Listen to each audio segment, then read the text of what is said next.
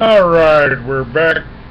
My guest is Paul Pantone. He's the creator, inventor, and owner of GEET. And Paul, you've gone all over the world with this. I mean, you've given international classes. You are giving classes. I'd like for you to start this one off by telling everybody, and I've got you all linked up here, GEET International. So tell people about your classes, what they can get your plans for.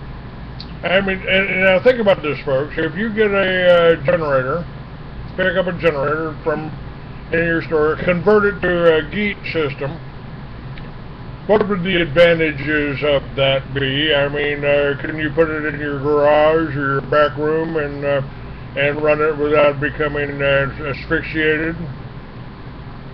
Well, it would be against the law for you to have it running that efficiently. You can only do it 50% to 70% improvement. So, you're better off buying the plants, building your own generator, and then if it gets above 50% and you call me for any help, I have to tell you that would be against the law, because we don't want anybody getting in trouble. But if you're just going to build a small engine that's not enough to a generator, we can show you how to run it on pickle juice, Mountain Dew, coffee, whatever the heck you want to use for fuel. So we have to be very careful to say politically correct. Like I said, originally, yes, we did give some cars that were getting 3 and 4 times their mileage, but that was before I was given the attention that 3.5 years behind bars kind of educate you. And they really don't want things out there above what the national limit is. So until we can get that 1951 National Security Act and 1971 Inventors Act changed, it would be against the law to get great mileage. Now, if the plans are $300, you get to put it on one small engine and a license to put it on one car that you must own. If you sell that car, you have to take the GEET off. It would be against the law to sell a GEEted up car. So you have to take it off that vehicle. You can put the same parts on the next car if it's the same size engine. So you could build one unit that will last you a lifetime as long as you keep buying the same size engines or something comparable. If you want to come to the school, we only have the school here at my house, in my shop. It's only for dealers, and it's a $40,000 dealership fee.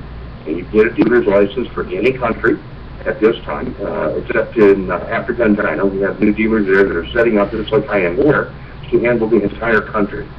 Now, in China, we'll be handling Thailand and all the surrounding little countries. Our school in Australia, if you go to geetinternational.com, our GEET Australia is starting classes in about a week and a half, and they'll be traveling all over Australia, New Zealand, and every 2 weeks or 3 weeks they'll be a different class. So people that are over in that area can go to their local class. They don't have to fly here. In Africa, we're going to be setting up for classes there so people can go. All the people from Africa, Canada, and other countries are afraid to come to the United States. It isn't a question of how much the class costs. They don't want to come here. Now, I don't ask anyone who wants to be a dealer to be a dealer until after they come to class, which is $3,500 for personal training. And then I'll teach them all the different things in science on how to pull electricity out of the air, out of the ground, how to use different things for fuel, aluminum, plastic, and things you normally wouldn't think of as fuel, so that you can be self-sufficient. We teach them agricultural. We teach them a little bit about alternative health. We give them a wide range of education. We explain things like the Bermuda Triangle and Stonehenge in a way that they can understand it. When we're all done, you leave here with a full education in science that you will not find at any university. Even if you took 12 years of college, you're not going to find out this information. A lot of it is stuff that was pulled out of the books. Some of it was never written about. It all deals with plasma energy. Plasma energy is the fourth stage of matter. We also go into other things that, according to science books, is impossible. But when you see it and you play with it and you build one, then you understand that what they're teaching in schools is both. So we have a lot of people from around the world who come in, they send the $3,500 for class, they get to the very end of it and say, I'm afraid to be a dealer. I don't want to be a dealer. And they just pay $3,500 or $5,000, depending on how their license are taken. They'll sign up for the education, then they go home, and they can only use it for their own personal needs. If they decide they want to be a dealer, then they have to pay the balance of the $40,000, and they become a dealer for their country or their area. How many dealers do you have in the United States? Right now we're at about 72.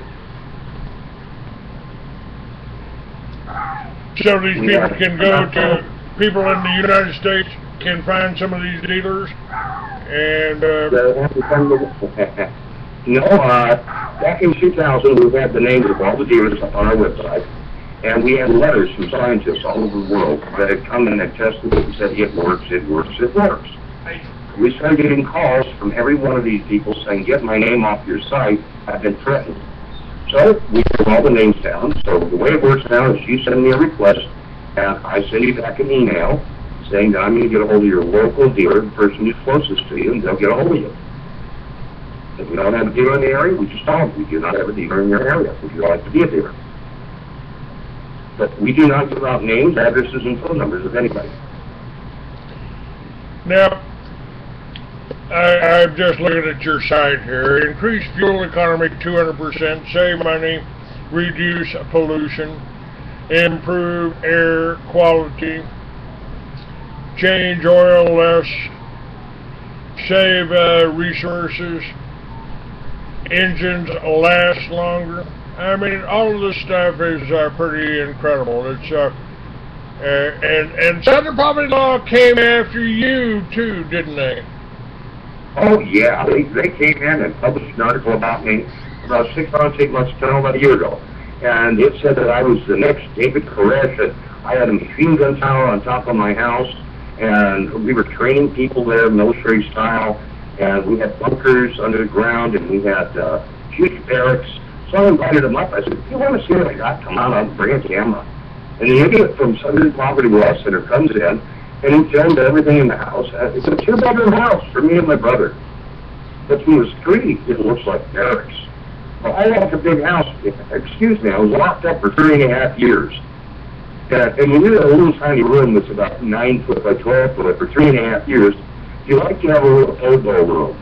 So my living room was a little bit big, 30 feet by 45, 50 feet long. But who says I can't enjoy a nice, large home if that's what I want? But they had the guts to print it in the paper afterwards saying, oh, in the state of Utah, getting you better health. How the heck is getting me better health taking a person who's totally healthy that can play basketball 3 hours a day, and after both legs are messed up in the hospital, they wouldn't fix them at first, then they did a botched job so it's painful to walk. They drilled out all my teeth so I don't have teeth anymore. They refused to give me glasses when I needed them. I'm sorry, they didn't help me. They tortured me for 3.5 years. They kept saying, give us your patent. Well, I just saying, go to hell. By the time I left there, I got the herpes and hepatitis, and I was in too good shape. What they call that treatment? I guess it is a form of treatment, not a good treatment. So, now, we have a system here that stinks. At one point, I even called the FBI up and the local police. I said, hey, I just watched a guy get murdered down the hallway. Is there anything you guys can do about it? Can you at least take a report? And they finally, after several calls, came down. They came to the visiting room. I went down in a wheelchair because I couldn't walk.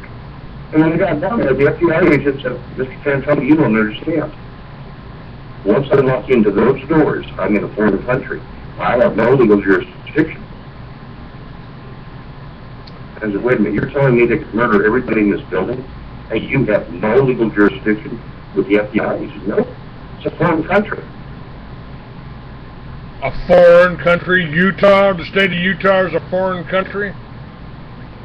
No, the building at the state hospital is owned by a foreign country, but there's no type of record showing this such transaction that it is a foreign country. But they get that from cops. And they're sitting there going, we can't do anything about anything in here. Whatever they do to you, they can do. And that's when I realized they could kill me. I said, worry about it? Not really. Because I do have the plans out worldwide. You know, if anything happens to me like that, those plans are going to be on the internet, on every church pew, every prayer one. And I want it out to everybody. Here's how you run on water. You know, it just seems so simple. I mean, my God, we were flying across the ocean in hydrogen-powered balloons, weren't we? I suppose He's got a lot of things that works. Doesn't mean the public's ever going to get them. Read that National Security Act. It'll knock your socks off. When it gets into the point where it says no solar equipment can be sold if it's more than 20% efficient, it is owned by the government. No car can get more than a 70% increase, or it's owned by the government. And we don't have to pay the environment fine. And if he ever opens his mouth, he can be put in prison for the rest of his life. That's all I told everybody. That, you know, I don't know if the water finds out unless something happens to me. If I'm dead, then go ahead, prosecute me at that point. I don't care. But if you're going to destroy me, I'm going to destroy you too. So, it's been pretty reasonable. They pretty much left me alone, other than people like the Southern Poverty Law Center that created that bogus story. I'm still talking to attorneys about filing a suit against them. So far, every attorney I've talked to goes, well, we can't file action against them. Well, I need lungs and guts. But I've been into so much corruption in this country, it isn't funny. Here, it's been very pleasant. The police have been nice.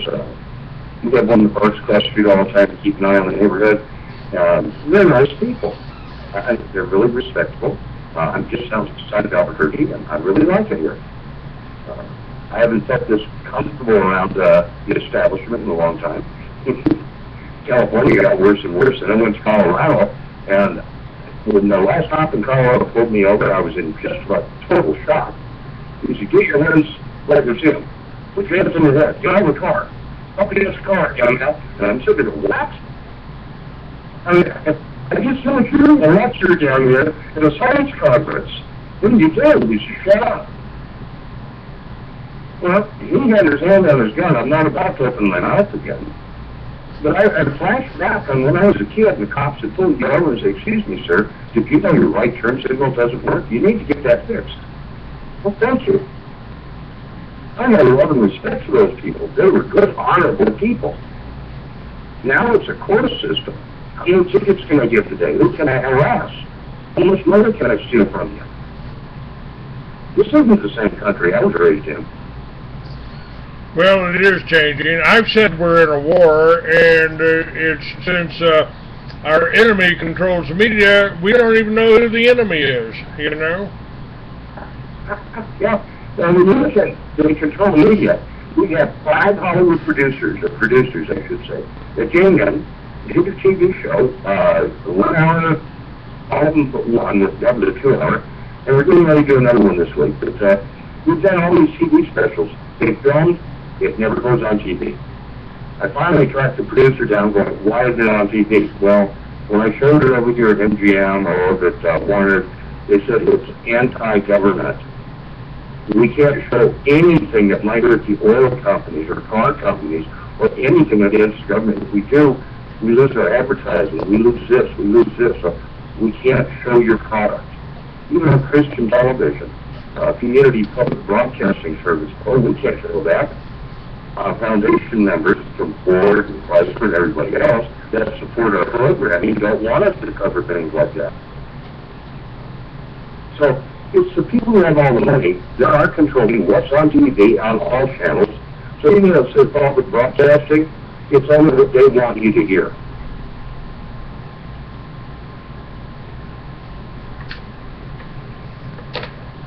How do we fight this? Now, you're giving these lectures, and I mean, you're running this as a business, which is the way it should be run. Hopefully we can promote this and get more people doing this. I'm not mechanically minded, you know. I work on a typewriter. I work on a computer. But you mentioned earlier something about Harley, so I got to say this. You'll love it. We had a guy that wanted to put it on his Harley, and we sent him the plans, and he got it on his Harley Davidson. He called me up saying, "I'm getting almost triple my mileage, but I'm pulling it off." I said, "What do you mean you're pulling it off? You're not happy with triple? I mean, the most you can legally get is 50 to 70%. He said, "Oh, it doesn't sound like a Harley anymore. You buy a Harley to make sound. If you don't get it, you straight it off. It goes pop, pop, pop. That is Harley. It don't sound like a Harley no more, huh? It quiets the engines way down. You can start out a semi up on a GEET, and it sounds like a sewing machine sitting next to you with no pollution. Of course, we can't have that. We got to have all that pollution so we can get tax money.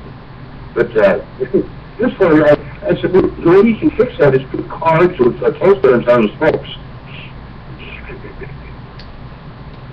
He didn't like that. So he took the GEET off of his motorcycle. He didn't care about the mileage at that point. He had to have the sound. You can't please everybody. No, you can't. You know.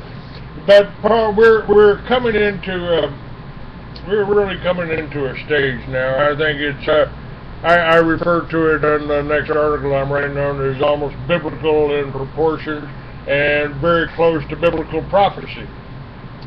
You know, for the end times. I mean, and I don't think it's the end of the world as we know it, folks. I think it could very well be the end of the banker's world. If we can get by this usury, if we can make people understand this whole system's a ripoff, designed to be a ripoff, designed to keep you in slavery, to keep you enslaved, to keep you dependent. You know, you need to get that $20 to get into the gas tank so you can get to work today. And if you threaten it, as you found out, you're basically enemy number one. You're a threat to the welfare of the nation. If the nation is run by a corporation, I think they call that fascism. But if you're getting better gas mileage, if you're making more efficient equipment, if you're building something that's not disposable economy, you're public enemy number one, aren't you? Yep. Yep. I used to wonder, Paul, why would they be so afraid of an old biker from Texas? I don't understand. Maybe it was because I was hauling you around, you know?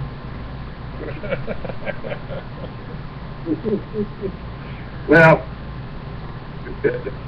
in California it was the worst for me until I got to Utah. But in California, my house was burned down, my brakes were cut repeatedly, my car blew up while I was driving. I had some problems there.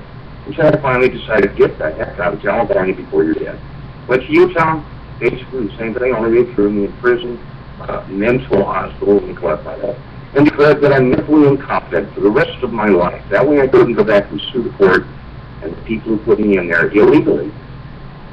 And they held me, the law says they could only hold me for 18 months. They held me for 3.5 years. And when that finally got in the courtroom, and the judge said, isn't there anybody in here that has any excuse or reason to hold this man? And he looked up at the Attorney General and said, how about you? And he said, Your Honor, we didn't hold him for 3.5 years. You did. We're not responsible for that. So they have, even the Attorney General turned on the judge. It's all in the court record. Having all these crooked attorneys, one after another. I'd hire an attorney and the next day he'd be hired by the Attorney General. I'm sorry, I think there's something criminal there, but I couldn't get anybody to listen. So when I got out, yeah, I could have fought the state of Utah and won if they didn't kill me. My first fear of getting out was, are they going to plant coke on me or heroin? What are they going to plant on me? They'll put it in my house, my car, wherever I am. So as long as I stay in Utah, they'll get me. So I went to Oklahoma. And then after the attachment with 7 property loss there on just flat out lies. And then the witnesses of this lawyer was there, and they all saw, we don't even own a slingshot, and you're going to tell me I'm training militia? I got a problem with this. I think the guy must have been stoned, in my opinion. But he wrote this article, and it's just the way the sheriff and the AG and everybody else wanted it written. So it sounds like the only way to eliminate me at that point would be to blow the house up from a distance. Gee, that sounds familiar.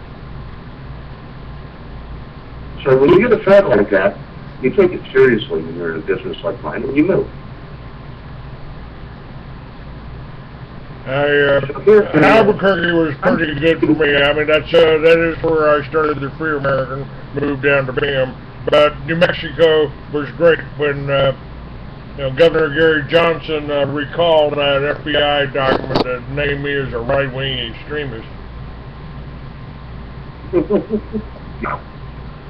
Well, I've had a few people ask me, am I right-wing or left-wing, and I said, I haven't earned my wings yet.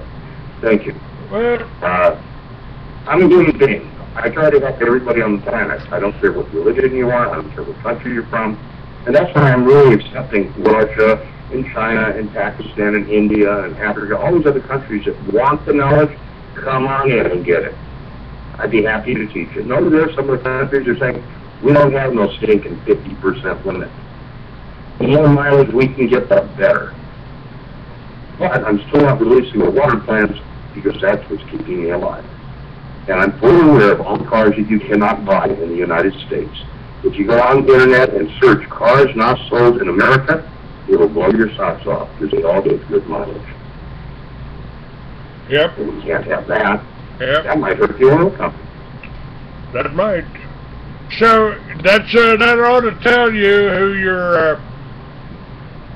your masters are here. I mean, it doesn't matter whether they're Jewish or Arab or International Monetary Fund. You know, it doesn't matter, folks.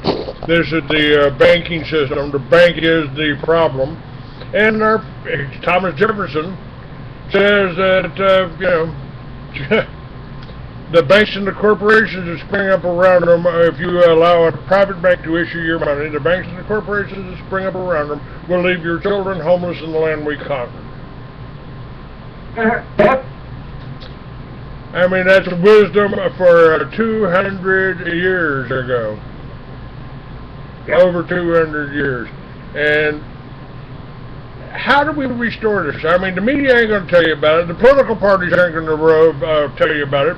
Anybody that works for a gas company or a banking-related enterprise, whether they're on Wall Street or down at your local bank, they aren't going to help you. The law enforcement, FBI, now runs the, which is now in about 18 countries, folks. On your dollar, so they can go out and investigate other potential terrorists. The New World Order, I mean, the whole war on terrorism warriors. Anyone that wants to,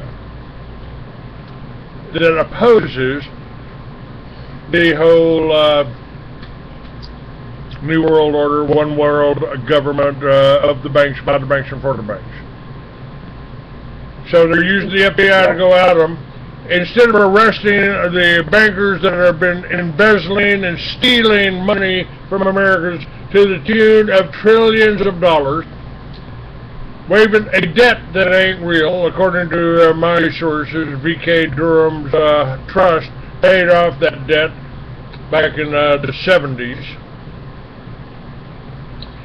But and originally, I mean, the charter for the Federal Reserve ended this year, but I haven't heard them talking about that on TV. Have you? No, you can't do that. Come on. This is all pretty. Let me give you a flashback. You're going to get a kick out of this because most people in America aren't aware of it. Or they have short memory. But do you remember the first plane that was lighted at D.B. Cooper? Yeah, I remember D.B. I jumped out of the plane and the money never got refunded. It never got found. Well, it's kind of funny because years before that happened, I was told that was going to happen by a guy who worked for the government, and his job was to take care of government problems on foreign soil with a gun. And while he was bragging about what he did for a living, I was sitting there thinking, BS. Well, he's sitting there telling me they're going to put money counters in the airport so they can see how much money's in your pocket, but they don't have to publish, so they're going to call them metal detectors. And next class, he's telling me about plastic guns that can be used that walk right through the metal detector and can't be detected. But boy, they can count how much money you have in your pocket, they'll be putting it in the pavement, and they can read how much money is in your vehicle when you're driving along. And if you're carrying too much money, they're going to arrest you because they want to control money in this country. They want it all on plastic, so you can't actually get your hands on money anymore. And he's giving me all this stuff, and I'm sitting here smiling, going, oh, this is real BS.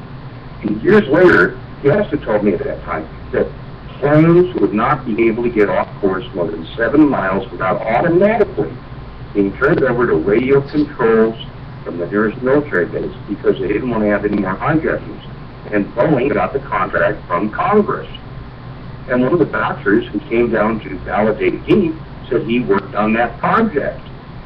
He's all right. We came up with that. Any passenger plane that has 12 or more people is controlled by the ground. But if they get more than 7 miles off course, they can't control the plane from inside. I don't think I need to say anymore. That was, let's see, Dov Zakheim, the guy that lost $2.3 trillion in the Pentagon, the comptroller of the Pentagon, Rabbi Dov Zakheim, by the way. He built those radio control devices for the airliners. And that ought to tell you, and, you know, I mean, I even saw a Facebook thing that somebody with his picture on it going, yeah, so what happened to that $2.3 trillion? We used it to pull off 9/11, you know. Yeah.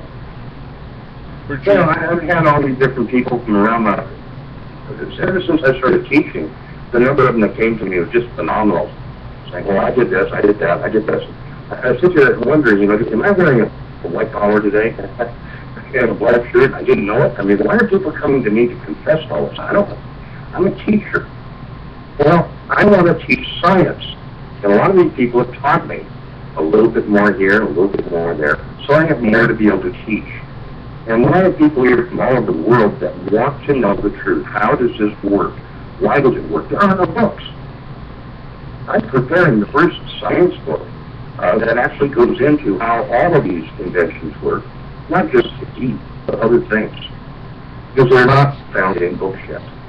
And it needs to be out there. Well, they need books. Now, on that subject, and since we've known each other for 25 years, you've read my magazines for that long. I think we're really at this time, and I think we really got to make some plans for how to work together, because their whole plan is divide and conquer. And what I'm first of all, I want you to understand, folks, I've been doing this radio show professionally. I always made money up until 10 years ago. And now that's going to change. I'm going to start making money off of it again. I'm going to reanimate the Free American with some of my articles, some of other people's articles, just like I've always done, because I'm not the smartest guy in the world. Close, but, you know. But there are a lot of smart people out there, and I'm going to make the Free American website. You can go there, hear the radio shows anytime. But to read the work in a handbook form, you know, that you can take to the bathroom or share with somebody, pass around. I'm going to do that again. I'm just not paying for printers. I'm not paying for shipping. I'm not paying the mail to deliver to you. We got the internet. We're going to use it. And I would like to invite you to work with me on the whole Liberty Village concept, because you've already got the research done. You've been teaching people how to do that. And I think that now what I need basically help with, we got this radio station revolution here. How can we all work together to make this work? Now, one of the things that I came up with was the co-op system. They've got that in Oklahoma, the Oklahoma Food Co-op. They've got all that information on there.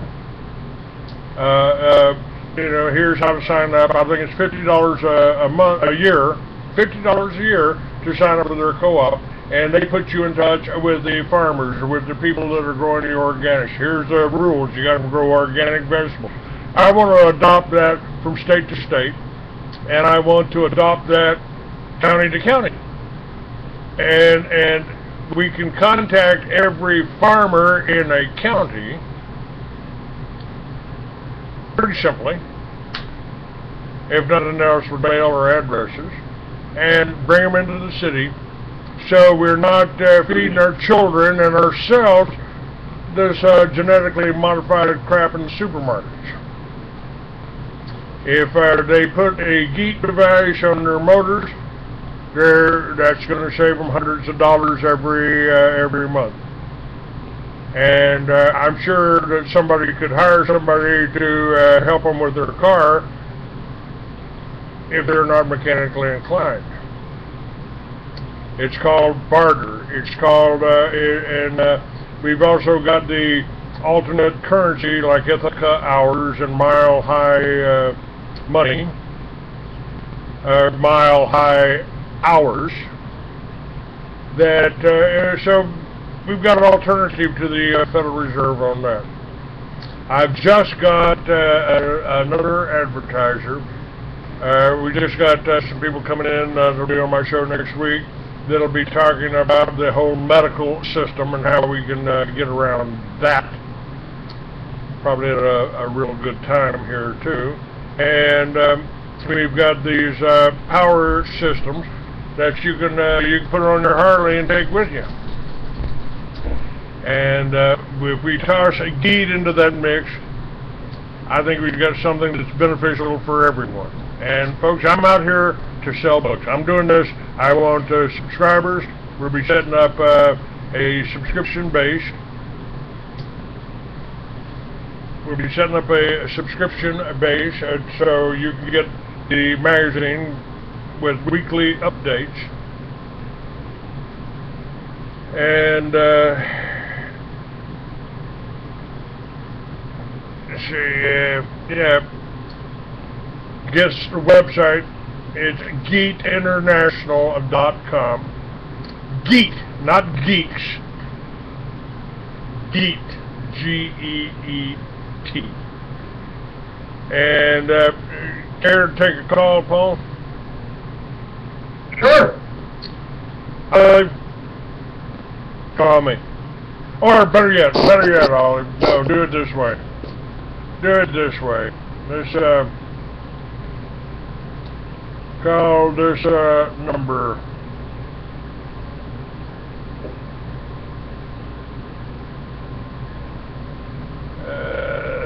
Got somebody on the chat room that wanted to say hello. That I kind of chewed out the other day, so let's bring him up. Try this one.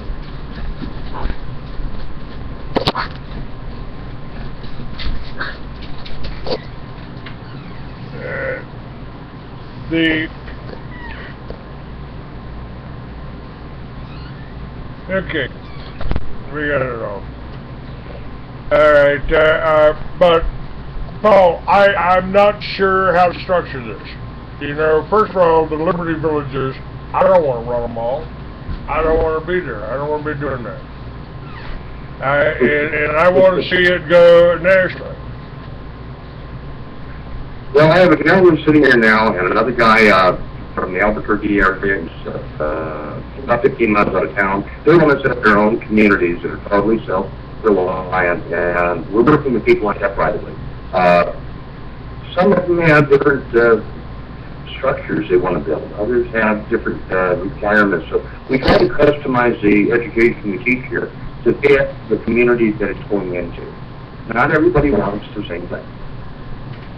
I wanted teepees out there in Indian country, down there in New Mexico. I wanted teepees because I figured somebody driving by my little 5-acre shop there, my 5 acres there, if they saw 10 teepees there and a yurt in the middle and a sign that said vacancy and coffee, I'd get a lot of business. And I think that's still a viable model. And you don't have to use teepees. You could use yurts. You could use straw bale. You could use there's two kinds of people who live in adobe houses. That's the very poor and the very rich. Yep.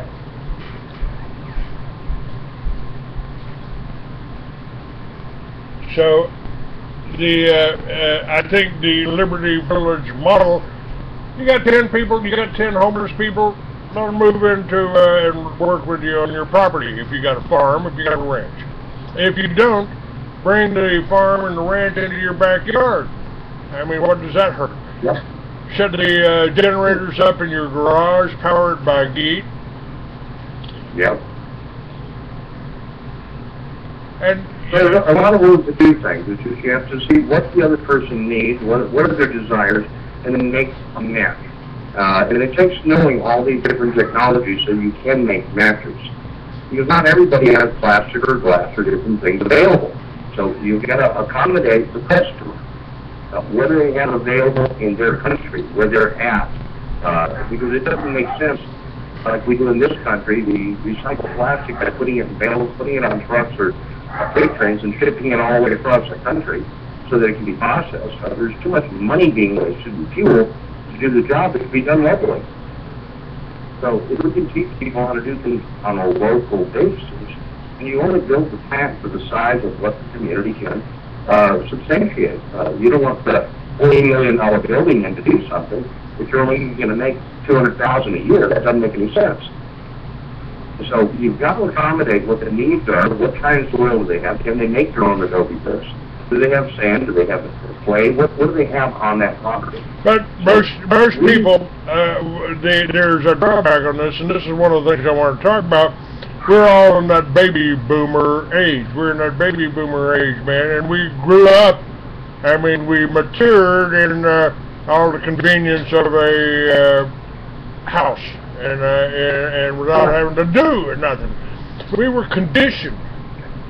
And we lost so much. We lost my grandmother used to do canning. I mean, I loved going over to her house. The best food I ever ate.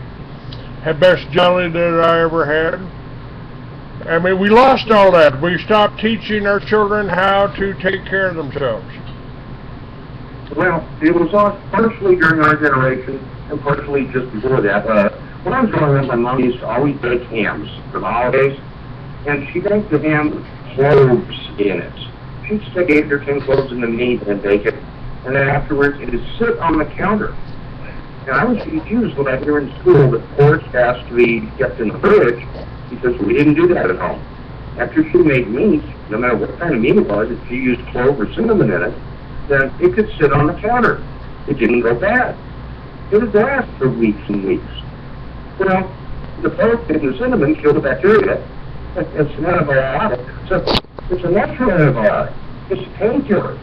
The novocaine is made from clove oil. So if you've got a problem with your toothache, pop a clove in there. And take your time, get yourself a good dentist, and go get your teeth fixed.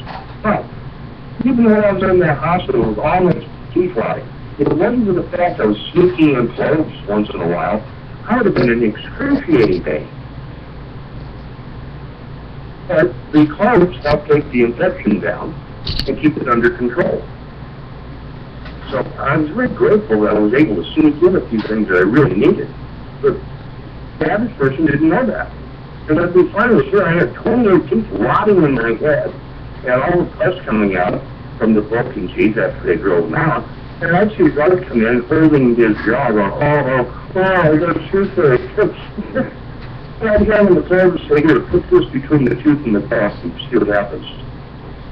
15, 20 minutes later, they come over going, hey, it doesn't hurt. It's not bad, thanks. Well, it's common sense. That's how they used to preserve meat. But when I asked my mom about it, she thought it has flavor. So then I asked Grandma about it before she passed on. And she said, oh, no. In the old country where I come from, before I come to America in the 1900s, she says, everything was with clove or cinnamon. And the meat is preserved. You can put it in your jar, just to pan it, put it on the shelf, and eat it 3 years later. Wow, how come we don't know that? Well, because people go to the store and buy food, they eat what they want, they go to the There is true. We live in this pluralist society. What do you mean canning? Nobody knows how to can anymore. That's a lost art. We used to have power outages in California, and I'd get the wood stove going, and I'd sit there and bake bread and cakes and everything else, and all that pot of beans going and ham in it. And when everybody else was hungry and cold because there's no power, it all comes down to my house. And all of a sudden, I've got a big army of people saying, hey, you don't have to just drop in for a visit for a day or two, do you? Till power comes back on? Because I always make candles. I taught kids how to make candles. They didn't know how to do that. Moms didn't know how to do it. Now, most of women my age don't know how to sew. So we have sewing classes, knitting classes, and things like this. Old-fashioned knowledge. It doesn't exist anymore. It's got to be taught.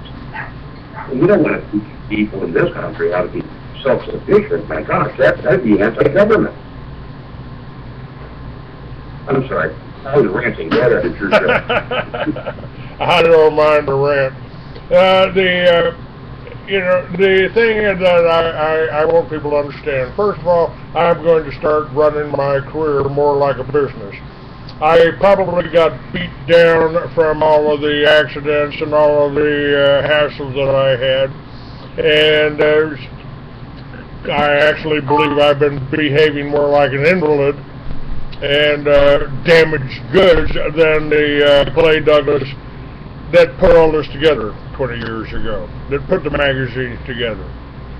And the accident interrupted my cash flow, and it's been difficult to rebuild.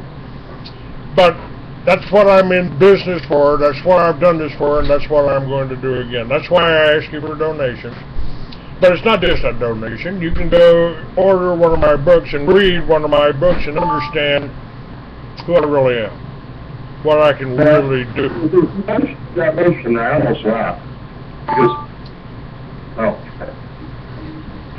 it was funny because in 1999, when I knew the Prince Kuwait was coming over to live with me, his dad had wanted him to come over and see if he could buy the technology to put on a shelf. Before we got to my house, I put 3 plans up on the internet, and on the bottom of the 3 plans it says, any donation would be appreciated. Well, we got in the first 13 years, we got a $100 donation from Europe and a $5 donation in America. That's it. So people in this country would rather look to check out to the Red Cross or one of these other organizations where they all drive nice, fancy new cars. If you were talking about, you don't have a problem, I don't either. I depend on other people for transportation. Not rich. I'm barely scraping by from week to week, but do you see donations coming in? No. But I've received probably an average of maybe 10 calls a day for the last 14 years. So, yeah, that's the 3 plans. Can you tell me how to make it better? I don't buy the plans. I don't want to spend my money there. I just want everything for free. So, that was one of the motivations that told me not to put any more up for free, because if nobody wants to make any donations so that I can at least feed myself, why should I be giving away 36 years of my life and then get kicked in the backside? So now we only sell plants. Well, this is this is kind of where I'm at now. I told somebody yesterday, and let me make sure you get it straight. If you don't want to support me, make donations, buy my books, go listen to somebody else. Don't even turn me on. Don't even tune in. I've been putting out correct information for 20 years. You get more in this show in a week than you can get from mainstream press in a month. My guests are on the cutting edge of everything that they do, and that's why you don't see them on TV. Have 60 Minutes come to do a show on you yet, Paul? Huh? I said, do you think has 60 Minutes tried to have you on, tried to promote the GEET device, tried to promote any better mileage? You know, I think it's about 1997. We were invited back to Cincinnati to a private meeting, and there were newscasters there that were very famous from ABC, NBC, all of the big companies. And they were all having this nice little social gathering of all the big shots, and we sat down, Molly and I did, with one of the big shots, and he knew us by name because he'd seen our picture. And Molly thought, oh my God, we finally hit the big time. We're going to do it on TV, and the guy started laughing, but no. You're invited here so that we can explain to you, quit harassing us, quit calling us. We can't put you on TV. Anything that is against the oil companies is not going to be broadcast. If it works, it cannot be talked about. The only time you're ever going to get on TV is if we can make a joke out of you. And that's when I realized, oh, see the freezing banner pouring Mountain Dew, pickle juice, stop, whatever, in the fish. That's to put on the news, but always at the end of the news. They do not want to cover GEET as a serious thing. Then they want to make a joke about, you know how expensive Mountain Dew is? It costs a fortune to fill your tank. Well, I figured any advertising like that is better than none. So I accepted that. And I paid the crazy and better for it. If that's what you want to put on TV, people who have a brain are going to look at that going, wait a minute, if it runs on that, and that got a sugar in it, we don't want it on anything. I want to get a hold of that guy. But the average sheep, and they look at that and go, oh, well, that'd be too expensive to run. Well, we have to live in a country, it's the same way in Europe and Canada, that if it sounds too good to be true, run. Call the Gestapo, tell them immediately that there's a con man out there. All right, we got a caller, Olive, Tim. Hello, Tim. Welcome to the Free American Hour. Hello, Clayton. How's it going? Hello, guys. Going all right. Okay? Yes, sir. Yeah, I just called in to say hello and say that I appreciate what you do on there, and you trying to bring the truth out about the village and stuff, and trying to get people to help you. It really seems to me that they're against you, since the people that have lost their lives, that have financial means, that you were not able to bring it together, but your vision is still there, and you're letting people know about your vision, and I think it's great. I think that many people misunderstand you, take you as somewhat racist, but I do not, and even if you were, I still respect who you are, what you're trying to accomplish here. And like I said, I would do is Friday, I will make a donation in Freedom Slip. It won't be much, but it'll be some, in support of your hour time, your time on air. So I did tell you that. Okay. Don't agree with you on everything, but I do agree. You don't have to. Matter of fact, Olive, what I tell Tim, what I tell people is, don't believe anything I say. You don't have to agree with anything I say. Check it out for yourself. You know, I've been publishing for over 25 years. I have, and I've been writing books for a lot longer than that. And I've never been sued for libel or slander. I've been libeled and slandered a lot, but I've never been sued for that. And I am a writer. I do want to sell books. And I do react rather violently, and you wouldn't want to experience this in person. If you call me a liar, if you call me a thief, if you call me a racist, if you call me a radical, then we may have to fight. I react negatively to that because I'm none of those. I'm not a rapist. I'm not a thief. And I tell you the truth. It's a lot easier to tell you the truth. You don't have to remember the lies. Many times I've made comments about different politicians that I've met, from John Huntsman to the governor of California, and I've never had a lawsuit against me, and I've never had any of them threaten to sue me or harass me, because they know the truth. And they have no idea which calls were taped and which ones weren't.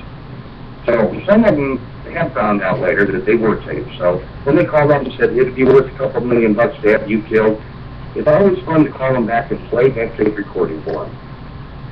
And say, is that all? You sure you don't want to raise it to $5 million? So intimidation can go both ways.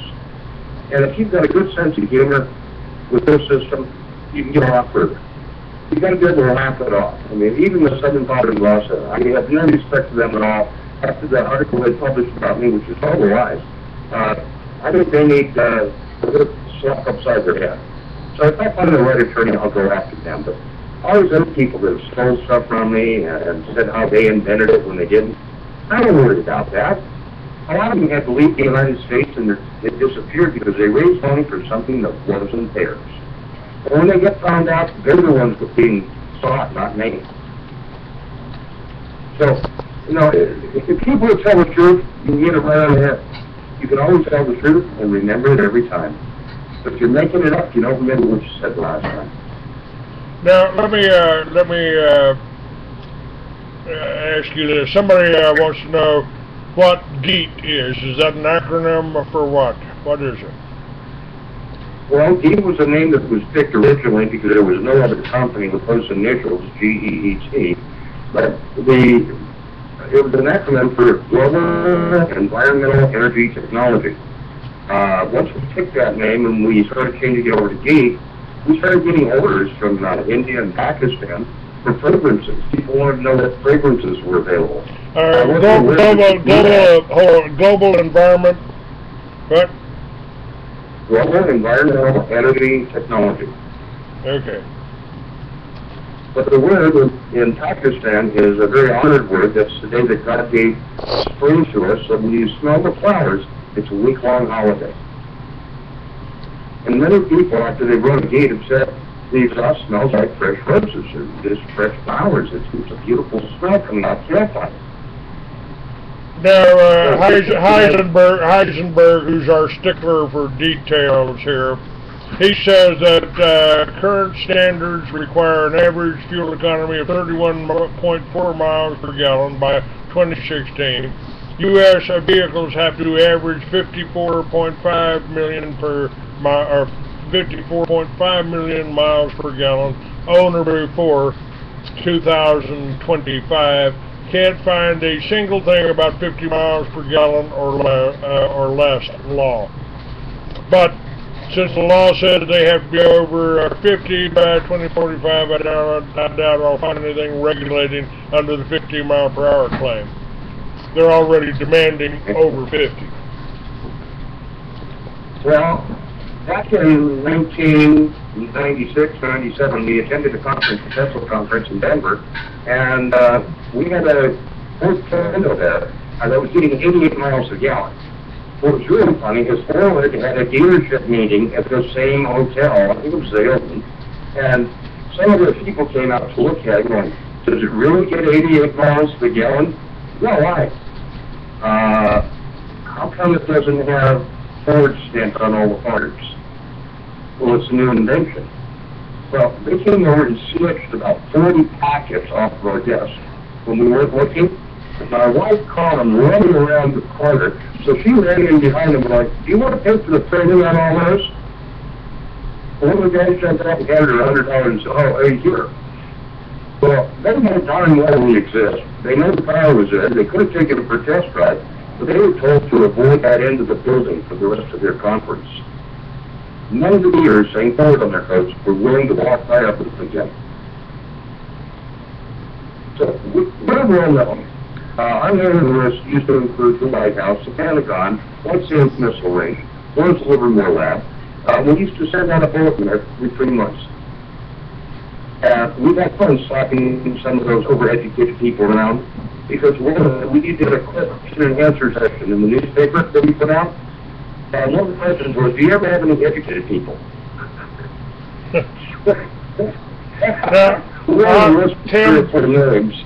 Tim, did you have a question about the water, running a car off of water and gas? Tim, are you still with me?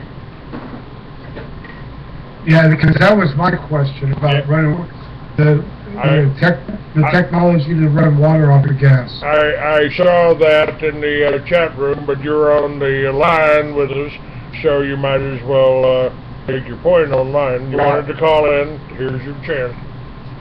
Dr. Paul.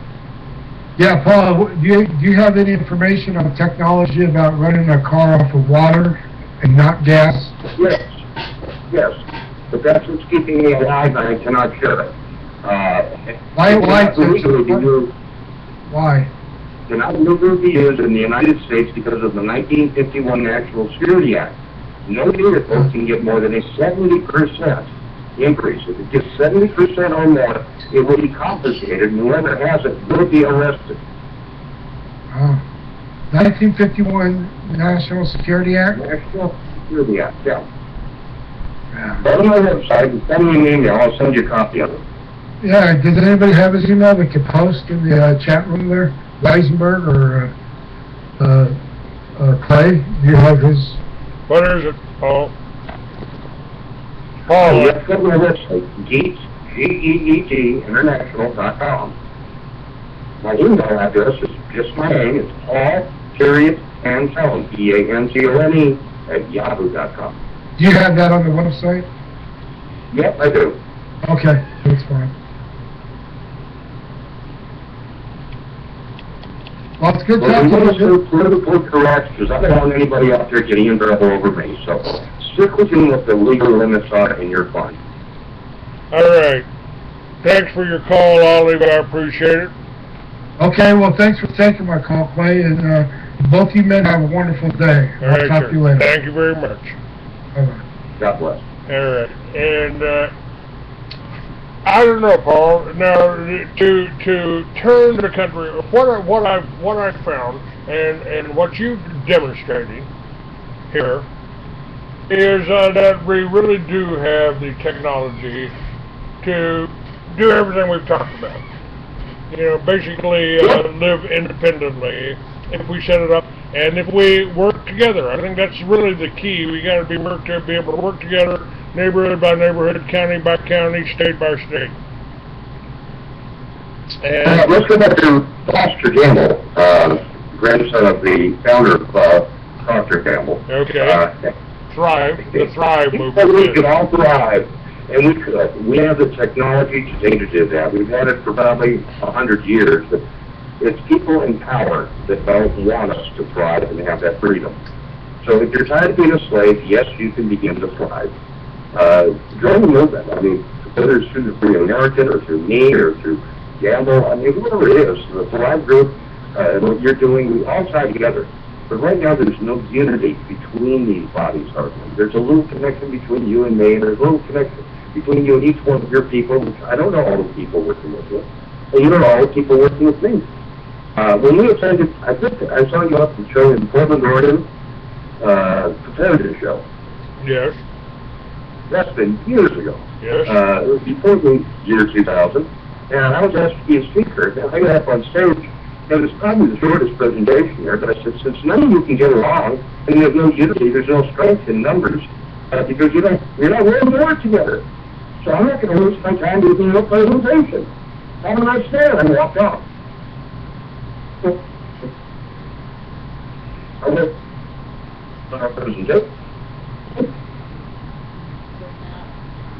You broke up on me here, Paul.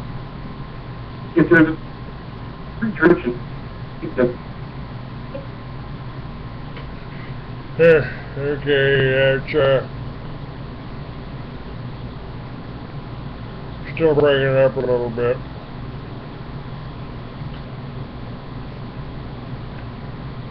Let me see if we can get you back. Alright, I got you now. I think I got you now. We had the internet wavered a bit.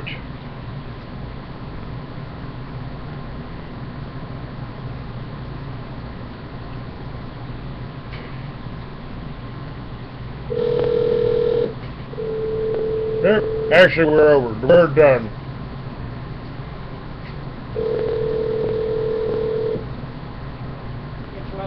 Yeah, okay.